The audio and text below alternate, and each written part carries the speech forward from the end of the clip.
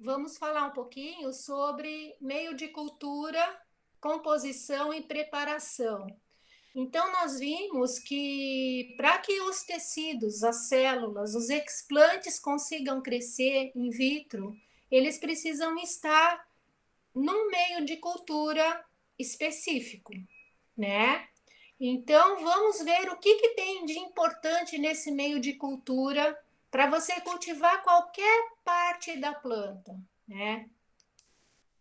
Bom, a primeira coisa é que tem que ter os elementos essenciais para a planta, né?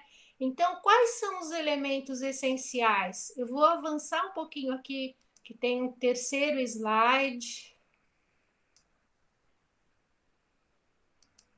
Aqui.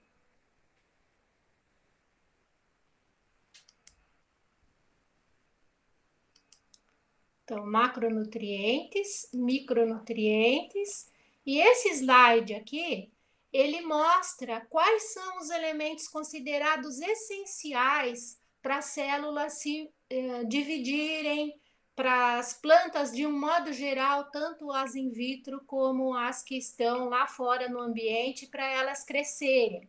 Elas vão precisar dos chamados elementos essenciais. Então, para aqueles que fizeram fisiologia, isso daqui vai ser só relembrar. Então, os elementos essenciais são considerados essenciais quando, na ausência deles, a planta não completa o seu ciclo de vida, né?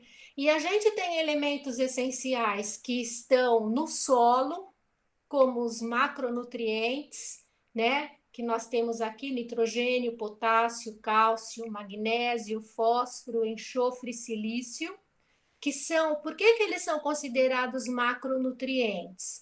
Porque eles são necessários, são requeridos em quantidades maiores que 1.000 miligramas por quilo de massa seca, né? Aqui, ó, nessa coluna da direita, extrema direita aqui, número relativo de átomos que são necessários para a planta em relação ao átomo de molibdênio, que é o menor deles aqui embaixo. Então, os macronutrientes, olha, precisam de 30.000 átomos de silício, vamos dizer, em relação a um átomo de molibdênio, que é um micronutriente. Então, aqui vocês têm, tá, para ter a noção de que da atmosfera, a planta que está no ambiente, ela vai tirar o carbono e o oxigênio lá em cima, né? Que vão ser os átomos mais abundantes na planta. O primeiro é o hidrogênio, que faz parte de tudo que é molécula que a gente conhece, que estuda na bioquímica. Depois vem o carbono e depois o oxigênio. Só esses três, eles já perfazem um número grande de átomos que são os mais comuns da gente encontrar na planta, os elementos mais comuns. E aqui para baixo, então, a gente tem os dois grupos, os macronutrientes, né?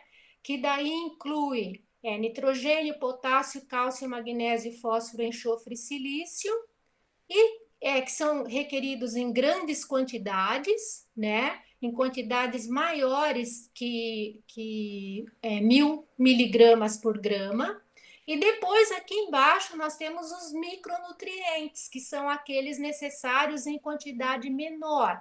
Mas, se faltar algum desses micronutrientes, a célula não vai crescer, a planta não vai crescer, a planta pode não completar o seu ciclo de vida e produzir sementes, por exemplo. Então, vejam que não é a quantidade do elemento que vai falar se ele é essencial ou não. Todos dessa lista são elementos essenciais, desde o molibdênio, que é um micronutriente requerido em pequeníssimas quantidades, até o hidrogênio lá em cima, que é requerido encontrado em grandes quantidades, certo? Então, esse conceito é muito legal, porque no meio de cultura esses nutrientes não vão poder faltar. Então, entre os micronutrientes, nós temos o cloro, o ferro, o boro, manganês, o sódio, o zinco, cobre, níquel e molibdênio, né? Então vejam que, resumindo, esses elementos vão ter que estar presentes no meio de alguma forma, né? Bem, então voltando na nossa lista lá da aula, a gente está vendo então que o meio de cultura tem que ter os macronutrientes, né? E a gente sabe qual função mais ou menos eles vão desempenhar importante. Por exemplo, o nitrogênio faz parte dos aminoácidos, proteínas, enzimas que vão catalisar reações bioquímicas dentro da célula. Então, ele não pode faltar. E ele pode estar presente no meio de cultura na forma de ânion nitrato ou de cátion amônio. O fósforo vai ser importante para produzir as moléculas de ATP, né? De energia, ATP, ADP. O potássio. Potássio vai ser importante para manter a turgescência das células, manter as células hidratadas, né? O cálcio vai ser um importante mensageiro secundário, sinalizador de respostas de diferenciação celular. A gente vai ver quando for ver os reguladores de crescimento que eles atuam controlando o crescimento, as taxas de diferenciação, e o cálcio ele é um mensageiro secundário dos hormônios. Então ele vai ter que estar presente. O magnésio, então a gente tem aqui o magnésio, ele na planta lá fora ele vai fazer parte da clorofila, né? O enxofre vai fazer parte de alguns aminoácidos relacionados com o estresse hídrico da planta. E tem alguns deles, por exemplo, assim, o silício é um tipo de macronutriente que em vários livros de fisiologia ele não é tido como um elemento essencial para a planta. Então parece que ele é essencial para algumas plantas e para outras não, né? E nem todos os macronutrientes ou micronutrientes eles vão fazer parte de alguma outra molécula, né? Por exemplo, o nitrogênio vai fazer parte dos aminoácidos, mas o potássio ele não faz parte de nenhuma molécula na célula, mas ele é importante porque ele mantém a turgescência, né, das células. Então, nem sempre um elemento essencial ele faz parte de alguma molécula, faz parte estrutural das moléculas. Então, ele pode ser essencial e não ser fazer parte de molécula, ele pode participar como um cofator de alguma enzima, algo do tipo, ou ter outras funções que não estão ligadas a fazer parte de uma molécula. Mas o fato é, se ele faltar para a planta não consegue crescer, se multiplicar e se diferenciar. Então, esse que é o conceito básico que tem que estar por trás quando a gente vai preparar um meio de cultura para as células, né? E os micronutrientes, a mesma coisa. Então, por aqui vocês já estão vendo. Alguns dá para a gente reconhecer assim: ferro, né? Se a gente pegar lá o fosforilação oxidativa, lá dentro das mitocôndrias, aquele transporte de elétrons, envolve o ferro. É um elemento que pode estar na forma bivalente ou trivalente. Então, esses elementos que podem passar de bivalente para trivalente, voltar para bivalente, pode ver que eles estão todos envolvidos em processos fisiológicos que envolvem o transporte de elétrons. Então, o ferro é um desses elementos. Se vocês derem uma folhada no livro de bioquímica e pegar a fosforilação oxidativa, a gente vai ver que na mitocôndria, lá no transporte de membranas, de elétrons na membrana mitocondrial, que vai gerar a formação de ATP, tem vários desses, tem ferro participando.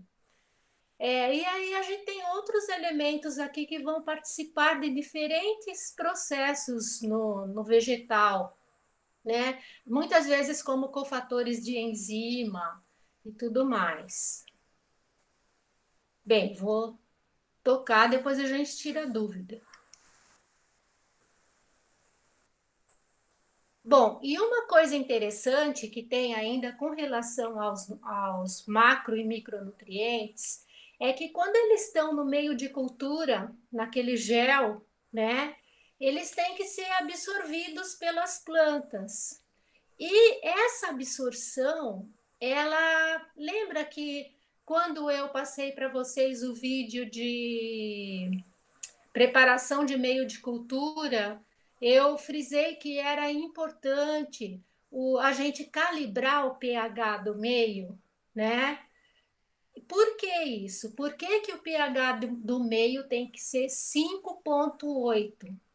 Porque é o seguinte, essas moléculas ou íons que estão no meio de cultura, eles vão ser, muitos deles vão ser absorvidos por transporte ativo, por transporte que requer o envolvimento do ATP.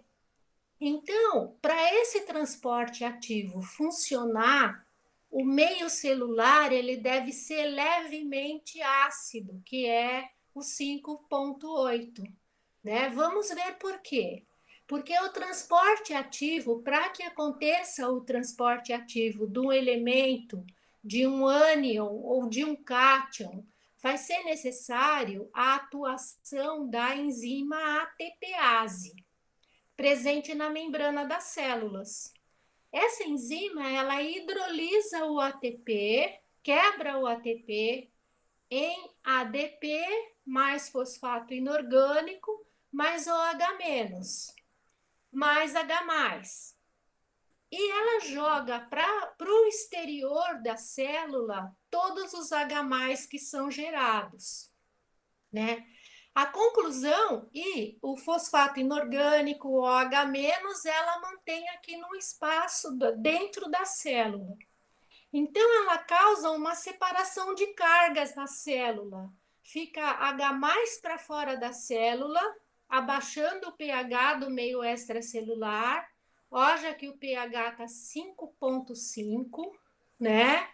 E dentro da célula, o pH fica básico. Olha que ele está aqui 7. Então, o que, que vai acontecer? Esses H+ vão se acumulando no meio externo, e eles chegam numa certa quantidade no meio externo em que eles tendem a voltar para um meio interno. Então, nós temos o H+ aqui, ó, depois que ele atingiu esse nível alto fora da célula, ele tende a fluir para dentro da célula. E quando ele volta passivamente, ele volta por causa da diferença de concentração de H+, que é maior fora da célula do que dentro. Então, aquele fluxo de H+ para dentro da célula ativa os carregadores, que são proteínas que tem na membrana, e essas proteínas, elas vão abrir sítios para carregar cátions, que são cargas positivas, para fora. Ou então, aqui no item D, elas podem abrir sítios para carregar ânions para dentro. Por que que cátions vão precisar ser trazidos para fora através da proteína, né, desses canais? Porque os cátions têm cargas positivas. Para eles virem para fora, que já estava positivo, positivo repele positivo. Então, eles encontram dificuldade para sair da célula, vamos supor. Então, eles têm que ser trazidos para fora ativamente, né? E os ânions, que são cargas negativas, têm dificuldades de entrar na célula, porque lembra que a célula ficou carregada de carga negativa, ficou com maior acúmulo de cargas negativas no seu interior. Então, um ânion ele só vai conseguir entrar se for por transporte ativo. Então, é por isso que se a gente pegar a célula e colocar num meio com pH 5,8, né, que já tenha uma certa quantidade de prótons H+ no meio de cultura, a célula vai precisar hidrolisar poucos ATPs, porque é para gerar um gradiente de H+. Por quê? Porque ela já tem uma parte do gradiente de H+, no meio que você está fornecendo.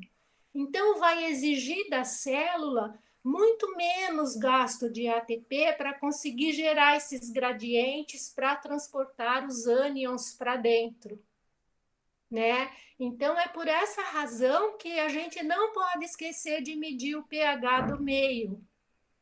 É para facilitar o funcionamento do mecanismo do transporte ativo, né? Então, não sei se vocês conseguiram entender, eu vou explicar tudo, mas o que vocês não conseguirem, anotem, que daí depois da explicação a gente tira as dúvidas.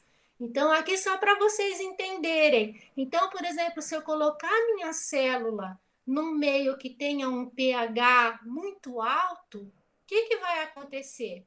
Para ela conseguir absorver ativamente os ânions da célula, primeiro ela vai ter que hidrolisar um monte de ATP para gerar H+, e abaixar o pH e ativar os carregadores de ânions. Então, quanto mais básico for o meio de cultura, mais a célula vai ter que hidrolisar ATP para causar a separação de cargas, né? Para ter a quantidade de H+ fora da célula que é necessária para ativar os carregadores dos ânions que estão no meio de cultura. Bem, então agora vamos para a questão ainda dos nutrientes. Entre todos aqueles nutrientes que a gente viu, o ferro é o único que pode apresentar algum problema de solubilidade no meio de cultura. Então, o que normalmente se faz é, por exemplo, então se a gente for preparar um meio de cultura, a solução contendo ferro, né, que é a solução que a gente vai usar para pôr no meio, ela não pode ser o ferro dissolvido na água, porque ele precipita. Então, o que acontece? A gente usa um composto que é chamado de Na, ferro e DTA, é DTA de sódio e ferro. Então, o que é isso? Isso, na verdade, o ferro vai estar sendo fornecido na forma de quelato. Então, o quelato, ele é utilizado, é uma substância que é utilizada para dissolver um íon que é insolúvel. Então, o EDTA, ele se liga com o ferro. Olha só, aqui a gente tem a molécula de EDTA, né? Ela se liga com o ferro e faz com que o ferro se torne solúvel na solução. Então, esse é o único senão que tem no momento da preparação do meio de cultura, você vai ter que preparar uma solução contendo cada nutriente daqueles. E na hora de preparar o ferro, tem que lembrar de usar o quelato de ferro e de sódio para poder você dissolver e o ferro ficar disponível para as células que vão crescer naquele meio de cultura. Bom, meio de cultura vai ter vitaminas, né? E essa questão do vai ter vitaminas também é muito relativa. Por quê? Na maioria das vezes, as células que você está inoculando no meio de cultura, os pedacinhos de folha, de raiz, eles têm as próprias vitaminas que eles precisam, né? Então, por exemplo, assim, apesar de no meio Murashige-Skug existir as vitaminas no meio completo, mas tem formulações que o pessoal não usa as vitaminas, só pega os sais minerais, né? Então, nesses casos, as células com que você trabalha, elas têm a capacidade de produzir as vitaminas durante o seu metabolismo. Mas aqui estão as vitaminas mais importantes que são utilizadas, podem ser utilizadas nos meios de cultura. Então, tem tiamina, ácido nicotínico, vitamina B1, B6, BX, vitamina C, ácido ascórbico, que vai ser importante quando você está trabalhando com tecidos de árvores que oxidam muito. Então, no meio de cultura, você adiciona o ácido ascórbico. Ou mesmo no fluxo laminar, quando você estiver cortando os explantes, você coloca o ácido ascórbico para ele evitar a oxidação do explante. Então, existe esse problema de oxidação que pode acontecer com o material que você está inoculando. E se não houver um antioxidante presente, as células podem acabar morrendo. Tem a vitamina E, vitamina H, a B12, o ácido fólico, pantotenato de cálcio, riboflavina, que é a vitamina B2. Então, veja que é uma lista, mas nem sempre você vai precisar dessas vitaminas, né? Então, bom, as fontes de carbono, que a gente já conversou sobre isso um pouco, né? Lembrando que aqueles átomos que a gente viu na tabela de cima, carbono, hidrogênio, né? Então, assim, principalmente o carbono, que forma lá, depois do hidrogênio, o segundo elemento mais abundante, esse carbono vai ser retirado da fonte de carbono que você adiciona ao meio de cultura, né? Então, por exemplo, de um modo geral, se usa sacarose, né? Mas, então, nessa concentração de 20 a 30 gramas por litro. Mas qual que é o problema que surge? A sacarose, ela é a junção de moléculas de D-glucose e D-frutose, né? Então, por exemplo, quando a célula absorve a sacarose, essa sacarose, o primeiro lugar onde ela vai entrar vai ser na via glicolítica para ser metabolizada, né? E gerar os compostos que formam a célula. Então, a sacarose ela não é utilizada inteira. O que acontece?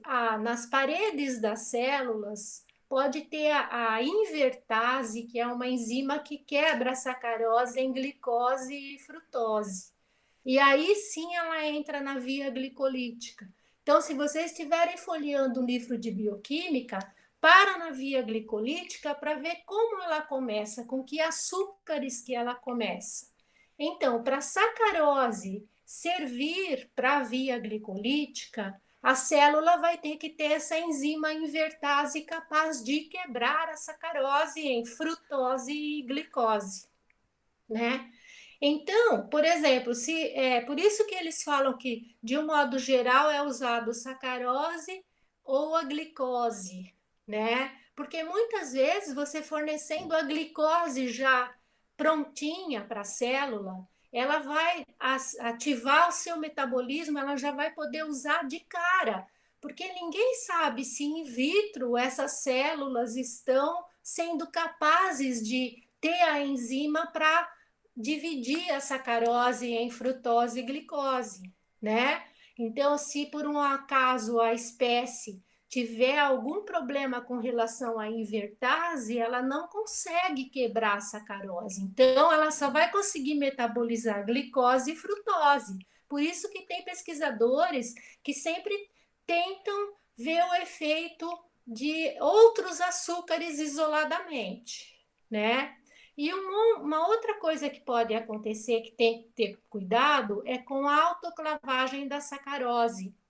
Por quê? A gente vai ver lá para frente que tem estudos que mostram que a autoclavagem ela quebra as moléculas de sacarose, né?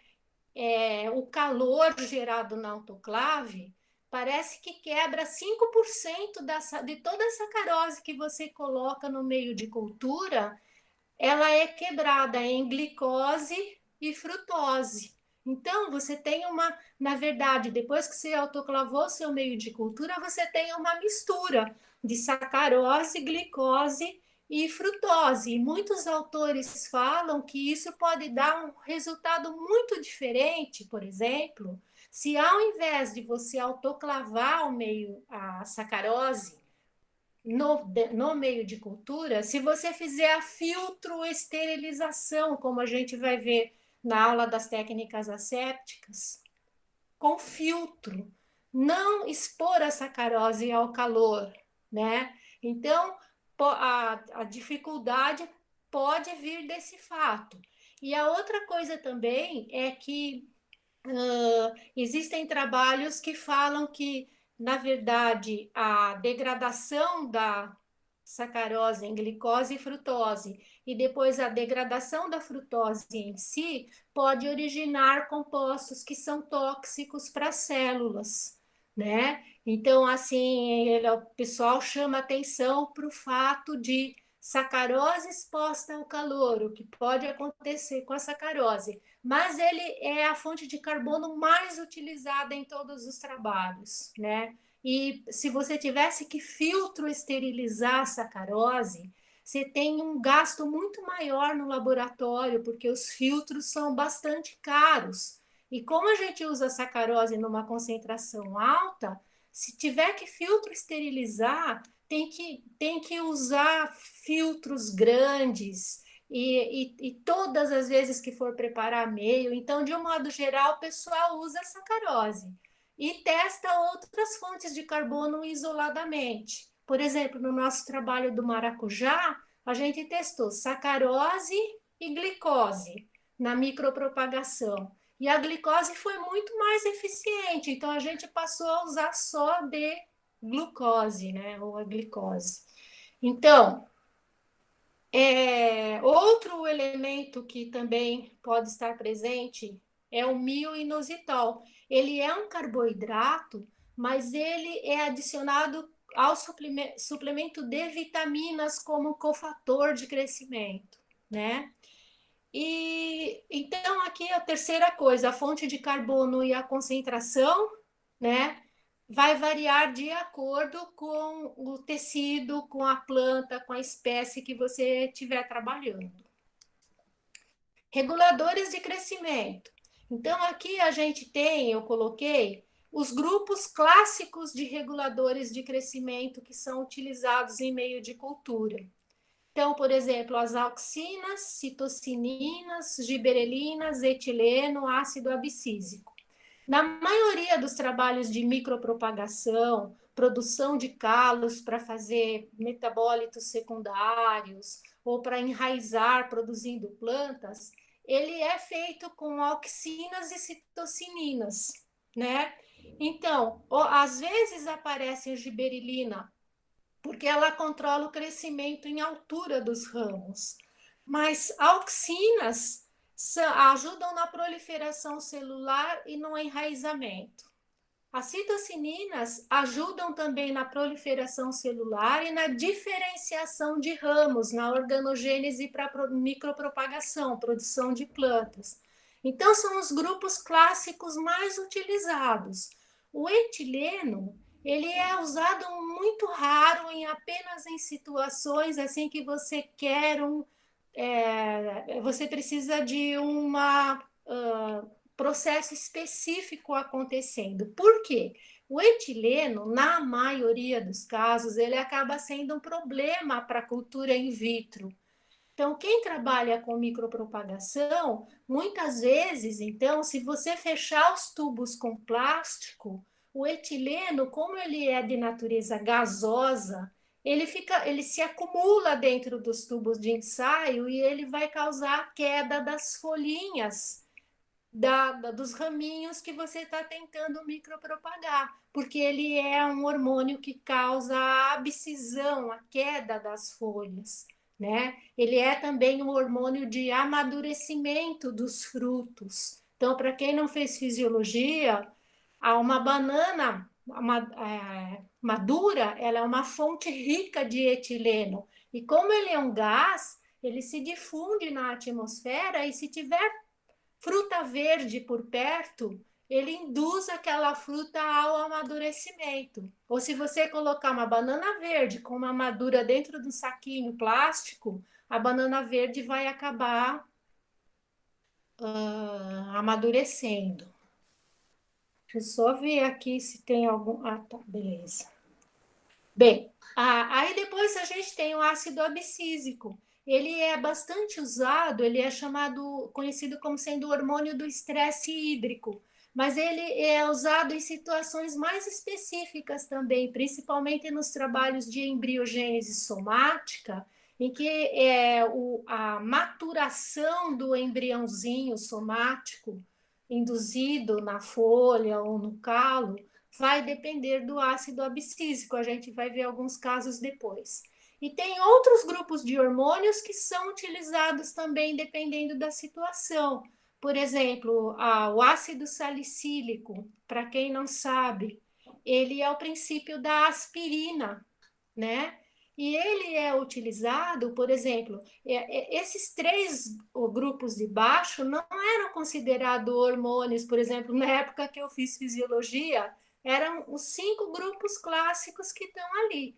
Mas se você pegar, hoje em dia tem várias substâncias que passaram a ser consideradas hormônios de plantas, né? Então, assim, qual que é a diferença entre um hormônio e um regulador?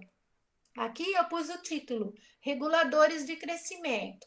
Por quê? Os hormônios é a terminologia que a gente dá para aquelas substâncias que são encontradas na planta, né? Então, são os compostos naturais que na planta controlam seu crescimento e desenvolvimento.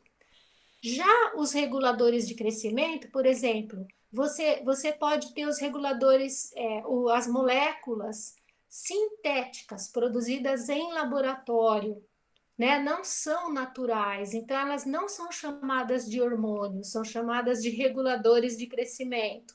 Então, aqui, por exemplo, o 2,4-D, que é bastante utilizado nos trabalhos, ele é uma auxina sintética, então ele não é um hormônio natural da planta, ele é um regulador de crescimento. Já o ANA, ácido naftaleno acético, ele é um hormônio, ele é um composto natural encontrado nas plantas, o AIB também. Então, entre essa diferenciação, sempre a gente vai estar nos nomes, sempre a gente vou estar chamando a atenção de vocês.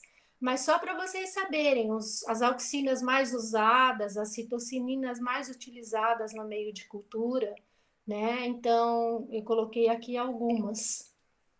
Bem, vamos tocar o barco. Aqui a gente tem um exemplo das moléculas, né, de auxinas e citocininas. Então, por exemplo, a A é uma auxina, a B é uma auxina também.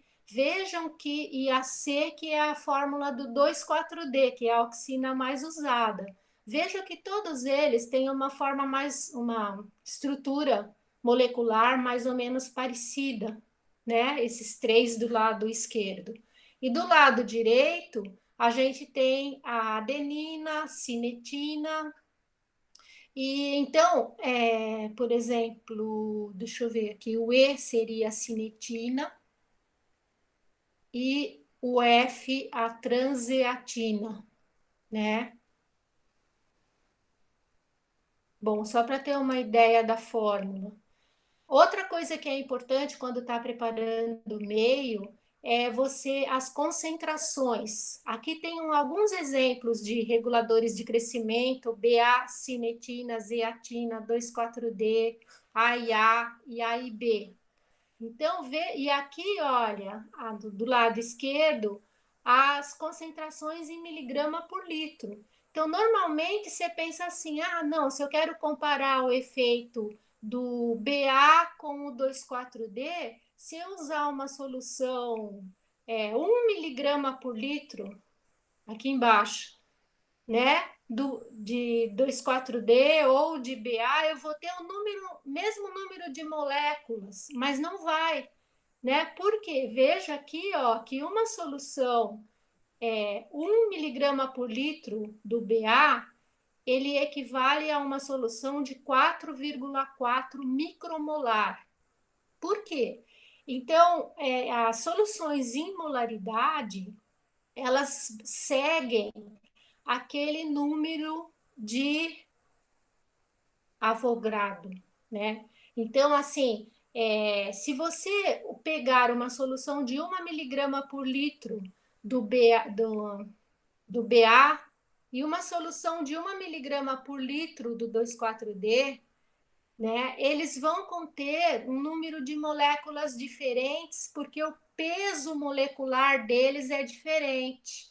Então, numa outra aula, a gente vai ver essa questão dos cálculos, né, de pesos moleculares, mas, por exemplo, o que importa é o peso molecular, né? Então, assim, eles são diferentes. Então, para você estar usando o mesmo número de moléculas de BA e 2,4-D para comparar, você vai ter que usar as soluções em molaridade, né? Você vai ter que ter a, a solução do BA e a solução do 2,4-D calculado em molaridade para você excluir esse problema de ter números de moléculas diferentes naquela mesma quantidade que você está colocando no meio de cultura.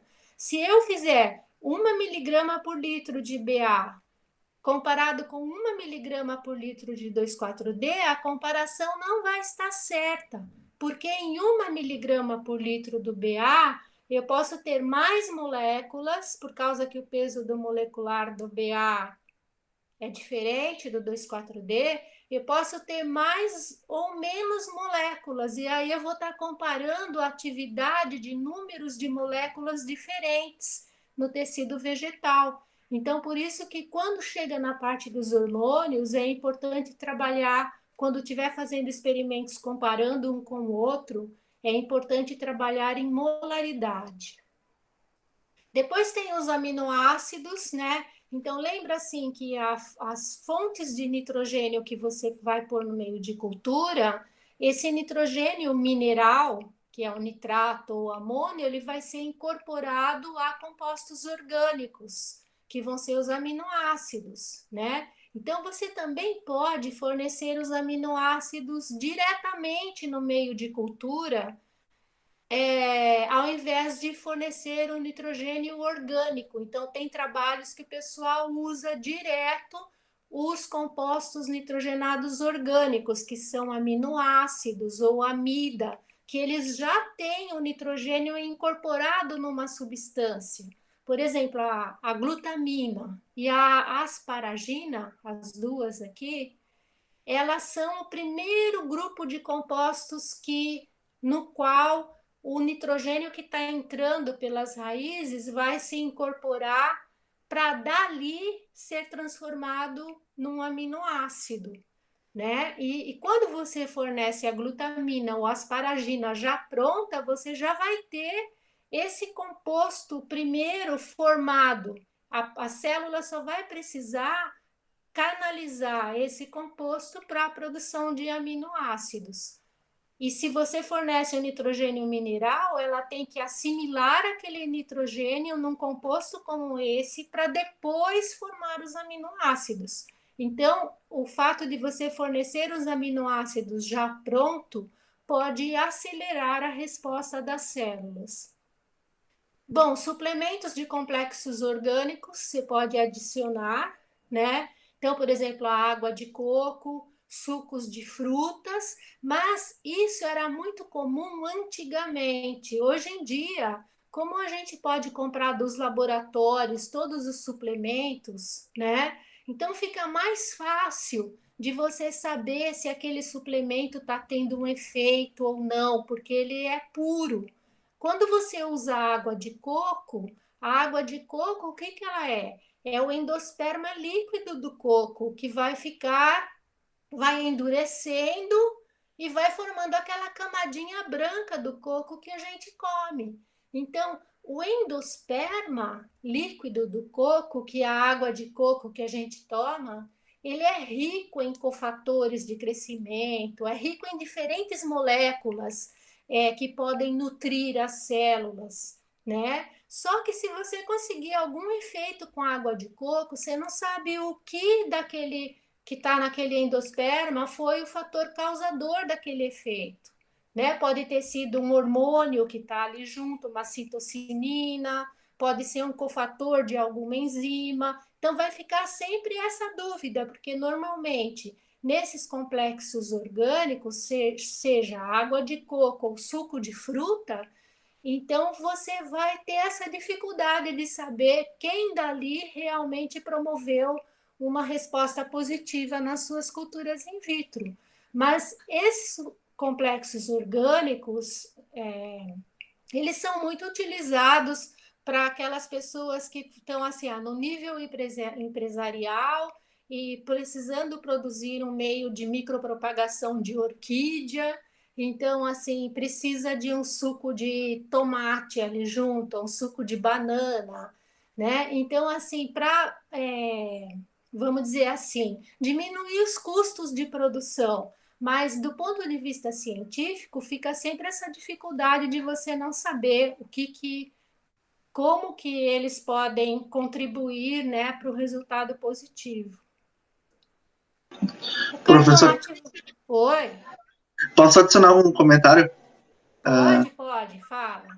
Quando eu fazia o técnico e eu tinha uma atividade que eu teria que produzir um meio de cultura alternativo, e eu utilizei Sim, o suco de coco, e sim, mesmo eu errando no meio de cultura, que eu acabei colocando água sanitária dentro do meio de cultura, não para esterilizar o material, mesmo assim acabou nascendo o material, acabou cultivando, né? sim. Ele Então, estimulou o isso. crescimento da cultura. Então, isso é sempre bom a gente ter em mente, porque eles são potentes estimuladores de crescimento. Você pode não saber a que é devido, mas eles são ricos porque é o tecido de reserva da semente, só que na forma líquida, né? Por isso que ele é rico em hormônios, ele é rico em cofatores de crescimento, cofatores de enzimas. Então, veja só, legal que você trouxe esse exemplo, né? Para o pessoal ver que funciona, né? E muitas vezes, até em trabalhos recentes, né? A gente vê que tem um ou outro pesquisador que usa a água de coco como no meio de cultura, né? Então, a ressalva é assim, se você tiver que, assim, se você quer usar a água de coco, você não pode também autoclavar. O ideal é você filtro esterilizar para não degradar nenhum componente que esteja ali dentro. Não sei se vocês autoclavaram ou no meio, É, como que... eu acabei só adicionando sacarose mesmo. Eu utilizei água de coco, a sacarose Sim, com agar e autoclavei. Foi a mesmo processo, né? Mas mesmo sim. assim funcionou, mesmo com errando com a água sanitária, Olha, tudo acabou que funcionando. legal, Certo? hein? Você vê. Que planta que era? Você lembra? Não lembro. Se eu não me engano, era aloe vera mesmo. Então, olha, é um potente. E os sucos também. Eu sei que quem trabalha com orquídeas usa muito suco de banana no meio de cultura. Então, assim, para cada espécie de planta, tem gente que usa muito esses sucos ainda, suco de tomate, são ricos em vitamina. Então, assim, eles podem ter estimular o crescimento, né? Então, essa coisa da água de coco é uma coisa. Então, lá para trás, quando não existiam hormônios que podiam ser comprados, o pessoal usava só essas coisas.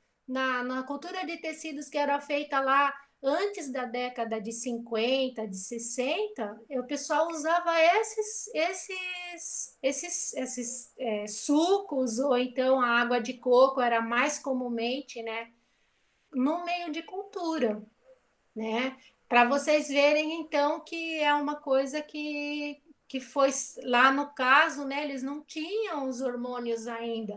Os hormônios foram descobertos na década de 50 e passaram a ser produzidos dali em diante comercialmente, a ponto de você poder comprar dos laboratórios, compra o BA, compra o 24D, o regulador, compra tudo pronto, né? Tem os laboratórios que fornecem toda a linha de reguladores e de hormônios.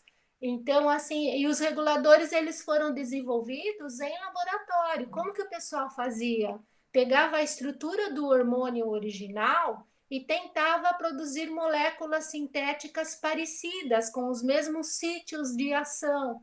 E foi assim que eles foram descobrindo essas outras moléculas que são reguladores também, né? Mas só para você ver que a natureza em si ela já fornece, né? A água de coco. E a água de coco também já tem uma quantidade de açúcar. Mesmo essa que a gente compra nos pacotinhos no mercado, que é água de coco, que eles falam que é água de coco pura, ela já tem, parece que 11 gramas de açúcar para cada 100 ml. Então, assim, ela já vem com uma carga de carboidrato, né? Então, assim, e junta com mais o carboidrato que você colocou da sacarose, isso pode potencializar as respostas, né? Então, é muito interessante, muito legal mesmo. Sim, sim, é interessante, né? Como a natureza, ela própria já tem um Prover, mecanismo, né? né?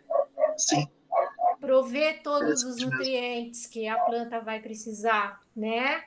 Sim, Muitas vezes a gente desconhece, aí substitui por um hormônio que custa caríssimo. 1 miligrama você tem que comprar, é caro, é absurdamente caro, principalmente aqueles que são mais raros, né?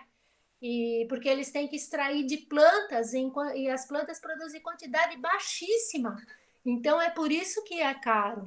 Então a maioria vai para os reguladores de crescimento. Mas por que também? Se você não precisar publicar esse trabalho numa revista científica, você pode usar água de coco, extrato de fruta, testar para ver se as culturas vão crescer bem, porque o objetivo é produzir plantas para vender, mudas de plantas para pôr no mercado, vender, não é publicar um trabalho científico, né? Então tem todas essas nuances assim. Um outro componente do meio de cultura que pode ser adicionado é o carvão ativo. Isso aqui é uma coisa muito legal também. Carvão ativo é carvão vegetal, né? E o que, que acontece? Principalmente no caso, se você quer fazer cultura de tecidos de árvores, normalmente, como eu falei, ocorre oxidação. E você coloca carvão ativo no meio de cultura, junto com todos os ingredientes que você já pôs, né? E o carvão ativo ele vai deixar o meio preto, escuro, e o que, que vai acontecer se a planta que você colocou lá, o pedacinho de árvore, começar a oxidar? Ele vai liberar compostos tóxicos para o crescimento das células, mas esses compostos vão ser absorvidos pelo carvão, eles não vão ficar circulando no meio de cultura. E isso vai favorecer o crescimento das células que sobreviverem à oxidação, vamos dizer assim. Então, o carvão ativo, ele funciona como uma substância que ele adsorve, não é absorve, ele adsorve porque as moléculas ficam presas na superfície dele. Por exemplo, então essas moléculas de compostos fenólicos e outras que são inibidoras do crescimento que podem ser liberados pelas células quando você cortou um material para pôr in vitro, né? Só que o cuidado que você tem que tomar é que do jeito que ele absorve essas moléculas, ele pode também absorver outras moléculas orgânicas e inorgânicas que você colocou no meio. Então, muitas vezes, você tem que aumentar a concentração de açúcares, aumentar a concentração de hormônios quando usa o carvão ativo. Por quê? Porque ele vai absorver uma parte e vai deixar só uma outra parte atuando. Então, tem que ter isso em mente sempre, né? Porque ele absorve tudo que é molécula e de repente você vai precisar colocar um pouquinho a mais de cada coisa para compensar isso, né? Mas então ele é muito utilizado aqui, ó, nos trabalhos de embriogênese somática, né? Outra coisa interessante, tem trabalhos que falam que ele remove as impurezas do agar. Lembra que eu falei para vocês que eu nunca consegui fazer cultura com agar, aí eu uso fitagel. Mas, de repente, se eu usasse o carvão ativo, EH, eu ia conseguir um bom resultado, porque ele remove as impurezas do agar, não deixa circulando ali para todas as células serem expostas a uma coisa que vai inibir o crescimento, né? Então, vejam só que tem essa influência. Agentes osmóticos, estou quase agora terminando.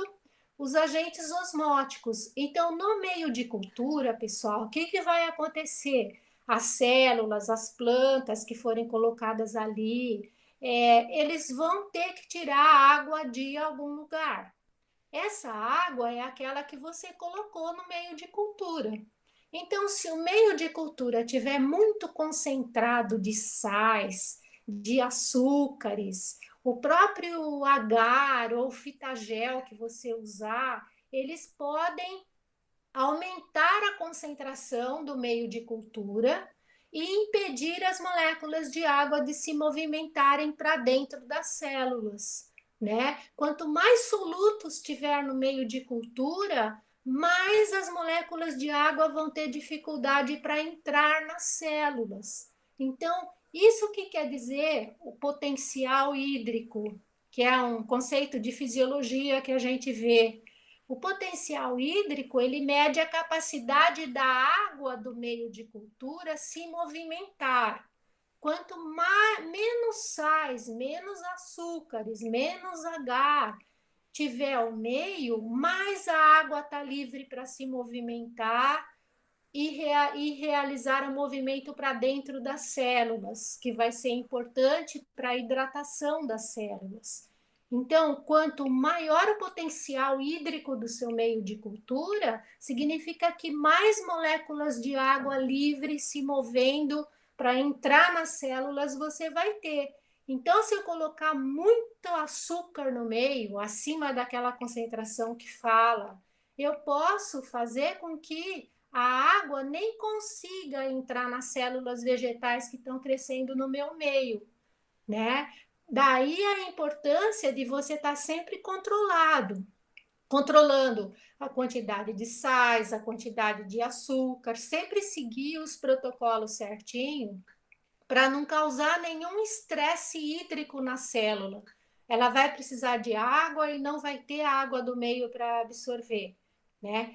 Por outro lado, existe, então aqui eu coloquei, ó, a concentração de agar, quantidade de açúcar no meio, né? Então, por exemplo, assim, mas em algumas situações, esse estresse osmótico, ele é necessário. Por exemplo, quando os embriões somáticos estão maturando no meio de cultura, eles têm que ser expostos a um estresse hídrico para eles se desenvolverem, para amadurecer no processo de maturação do embrião, que isso é necessário. E muitas vezes você tem que adicionar moléculas que são osmoticamente ativas, como aqui embaixo, ó, manitol e sorbitol, ou polietileno glicol, né? São moléculas que vão fazer com que fique mais difícil para o embrião absorver água.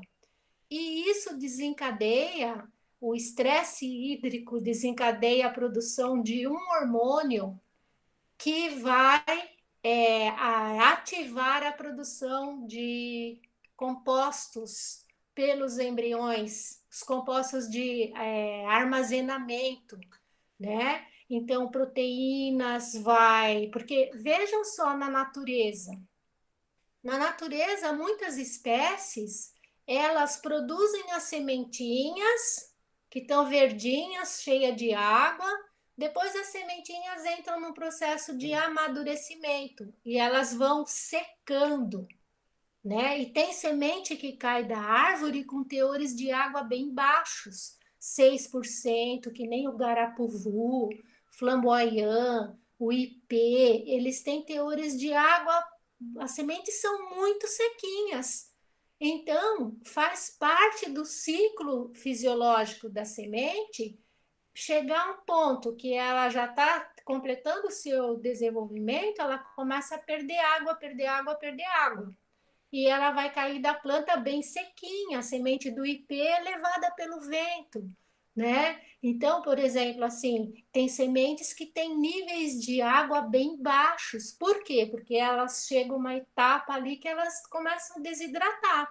E os embriões cultivados in vitro, eles exigem também essa fase do processo fisiológico que acontece na embriogênese daquela espécie na natureza. E aí você tem que simular essa situação acrescentando moléculas que vão deixar o meio mais concentrado, só que são usadas as moléculas osmoticamente ativas, tipo manitol e sorbitol, eles são fracamente metabolizados pelas células. Então, eles só vão ter a função de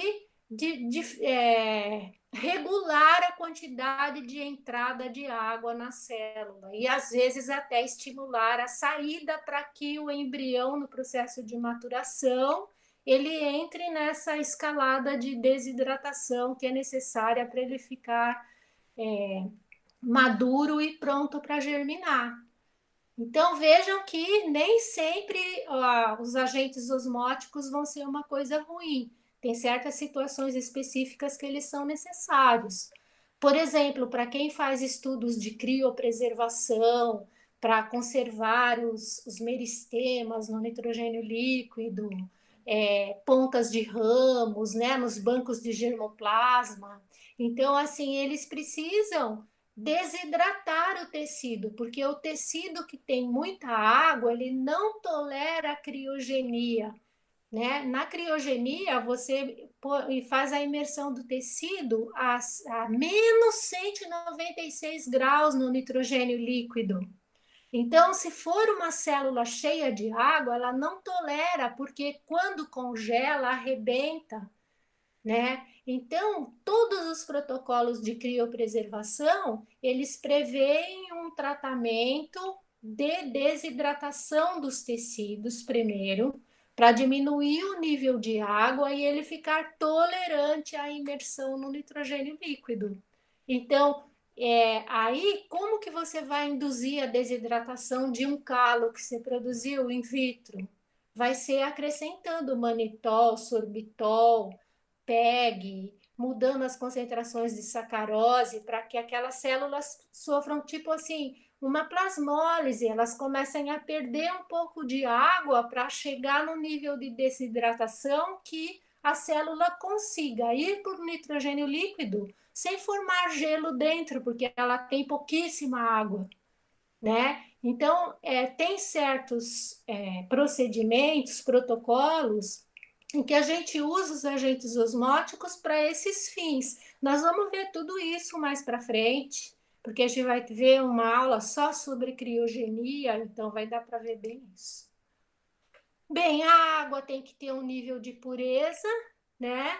Então, assim, ela tem que ser então destilada, no mínimo destilada. Lá no laboratório a gente usa o primeiro caso aqui, o mais simples, destilada e uma vez só, né? E as culturas crescem bem. Mas tem locais em que a qualidade da água é muito ruim. Então, assim, você tem que, muitas vezes, ter água mais pura, produzida por osmose reversa, para conseguir fazer crescer o teu material. Uma coisa legal que tem é que alguns autores sugerem, sempre quando você vai destilar a água, naqueles 10, 15 minutos que aquele volume de água que destilou nesse período, você joga fora, porque ela pode ter compostos voláteis liberados por moléculas de compostos orgânicos que podem ter na água e que podem afetar o crescimento das culturas. Então você descarta aquela água da primeira destilação, do começo da destilação, né? Então, veja, coisas que a gente nem imagina, né, que é possível, mas tem trabalhos que relatam isso. E a outra coisa também da água destilada é procurar não armazenar a água destilada por longos períodos de tempo, né? porque se for em recipiente de polietileno, ele libera substâncias tóxicas para as culturas, né? Mesmo no recipiente de vidro, pode acumular bactérias durante o armazenamento da água e influenciar depois o crescimento das células, porque as bactérias podem produzir moléculas tóxicas e soltar na água.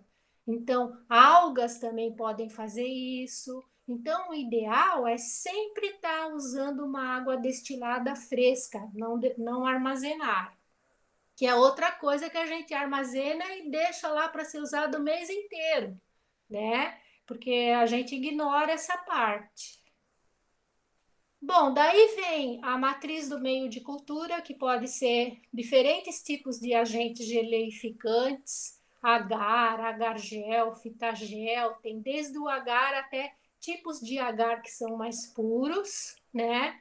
E tem as pontes de papel filtro que podem ser utilizadas também, né? Não sei se o Leonardo no curso dele, se ele usou algum outro substrato assim para suportar as plantinhas. Então, quando você trabalha com papel filtro, que é um comum, você coloca o seu meio de cultura líquido no tubo de ensaio e aí você corta uma tirinha de papel e coloca em cima.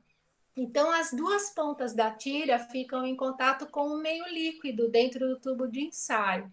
E aí você coloca o explante sobre o papel lá em cima. O meio de cultura ele vai subir ali por capilaridade. Então, é uma técnica que também tem muita gente que usa, mas é meio trabalhosa, assim.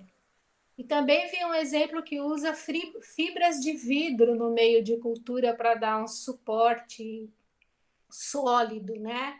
Mas é o que eu mais estou acostumada mesmo é com esse pessoalzinho aqui de cima, os agentes geleificantes. Depois, isso é uma coisa, degradação dos componentes do meio. Então, tem substâncias do meio de cultura que podem ser degradadas pela temperatura. Então, a gente já viu lá a sacarose. Então, aqui que está que a sacarose sofre a degradação, né? 5% da sacarose é hidrolisada durante a autoclavagem. Então, o que pode ser gerar os compostos que são inibitórios para o crescimento.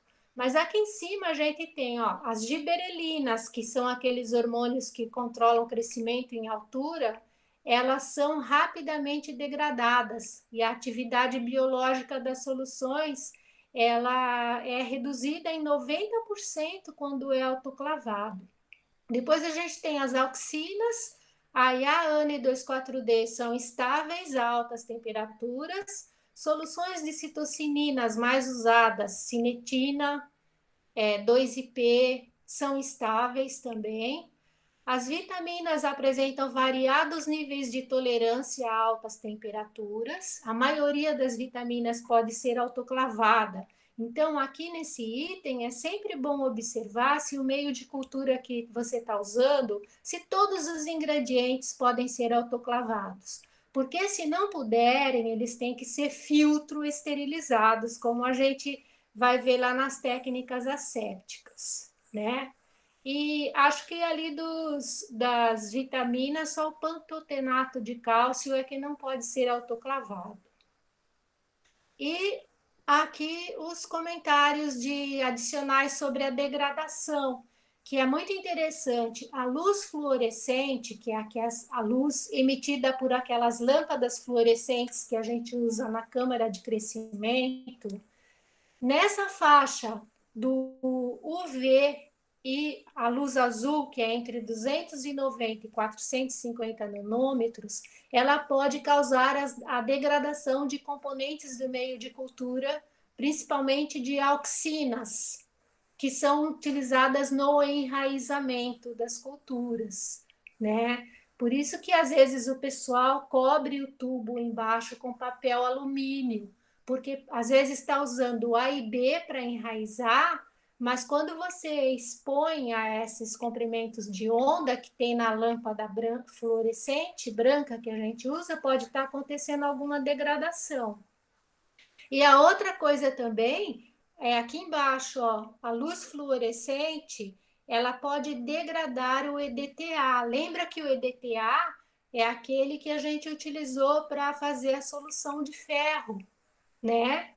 Então, assim, olha que interessante, a luz fluorescente reduz o ferro e oxida o EDTA, desliga o ferro do EDTA e faz com que o ferro precipite no meio de cultura. E aí as células não têm como absorver o ferro.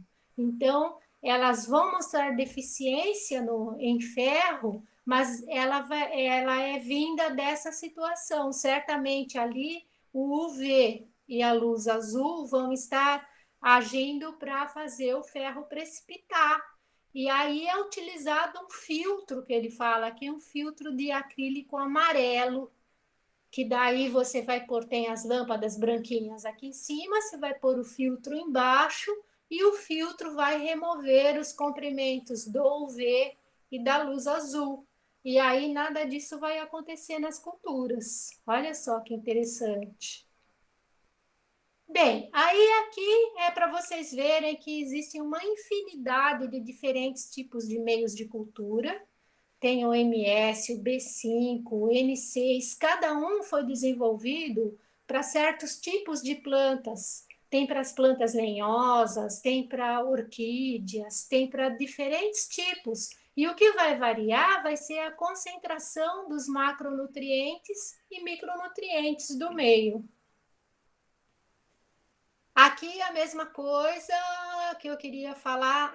Aqui essa tabela, ela mostra no meio MS, que é o mais utilizado, o quanto que tem que ter de cada um dos componentes macronutrientes, os sais aqui, micronutrientes, né? E os outros componentes aqui, ó. Quanto que tem que ter em miligramas por litro no meio MS? E ele ensina aqui que, por exemplo, você não vai toda hora que vai preparar o meio pesar 1.650 miligramas do NH4, nitrato de amônio, né? Então, normalmente você prepara uma solução estoque de cada um, que você guarda no freezer. Cada vez que você vai preparar o meio, você remove todas as soluções do freezer e aí você pega a quantidade que você precisa de cada um e volta tudo para o freezer de novo. Então, ele dá aqui quais as concentrações das soluções estoques que você tem que fazer em miligramas por litro de cada sal, né? Então, você vai ter diferentes componentes aqui que você vai preparar essas soluções individualizadas. E aqui a quantidade que você tem que pegar de cada uma na hora de preparar 1,5 litro. 100 ml de cada um desses, 10 ml de cada um desses aqui. Então, essa tabela é legal porque quem for trabalhar com isso no futuro já pode usar para saber quanto que tem que pegar.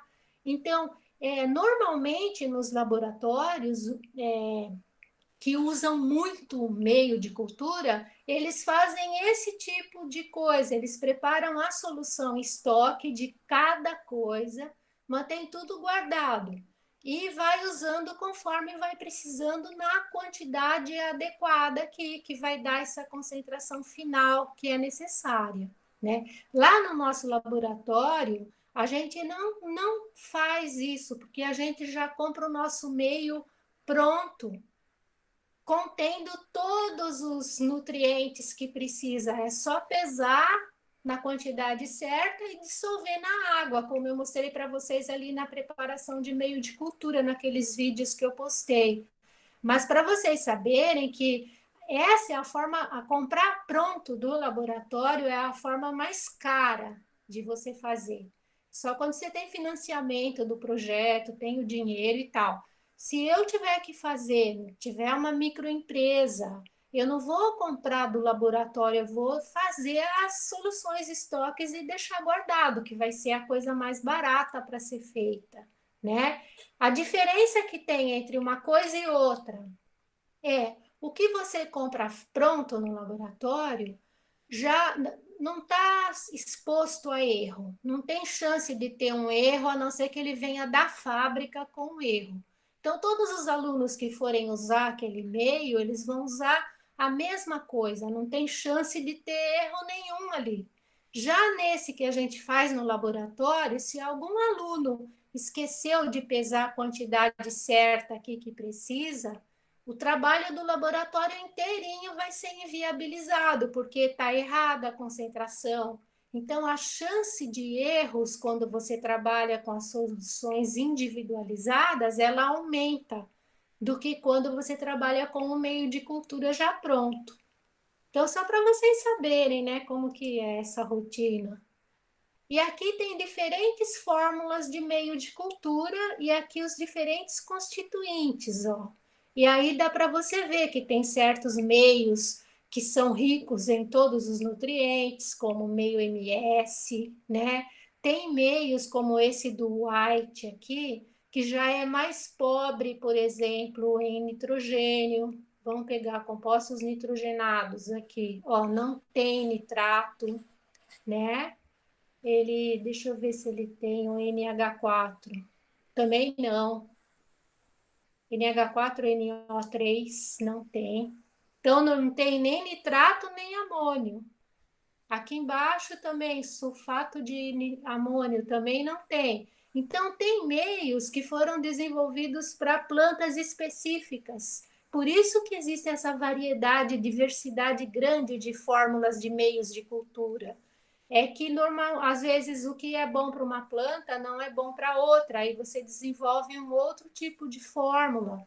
Mas de um modo geral, o MS é o meio que mais utilizado, é o mais citado na literatura de cultura de células, porque todo mundo, quando tem que começar algum projeto, começa com o meio MS. Depois, se tiver que fazer alguma alteração, aí você vai alterando outros componentes do meio.